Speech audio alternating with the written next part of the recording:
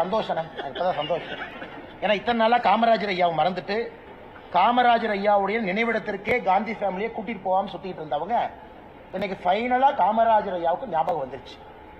காமராஜர் ஐயாவுடைய ஆட்சி காலத்துல டாஸ்மார்க்கு சாராயத்தை விடாம வச்சிருந்த மனுஷனை மு.க. ஸ்டாலின் ஐயாவுடைய ஆட்சியோட கம்பேர் பண்ணி காமராஜர் ஐயாவை அசிங்கப்படுத்துறாங்க.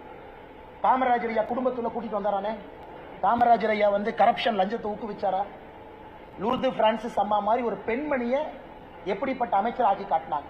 பட்டியலின சகோதரர் பரமேஸ்வரன் அவர்களை கொண்டு வந்து அறநிலைத்துறை அமைச்சரை கொடுத்தாங்க. இவர் பட்டியலின அமைச்சர் எங்க வச்சிருக்காங்க? சீரியல் நம்பர் 33, சீரியல் நம்பர் 34 இவர் ஆட்சியில. அதனால எப்படினே காமராஜர் ஐயாவை கம்பேர் பண்றாரு? அதுக்கு ஒரு விவசாய வேண்டாமா? கக்கன் ஐயாவை எப்படி உயர்த்தி வச்சிருந்தாங்க?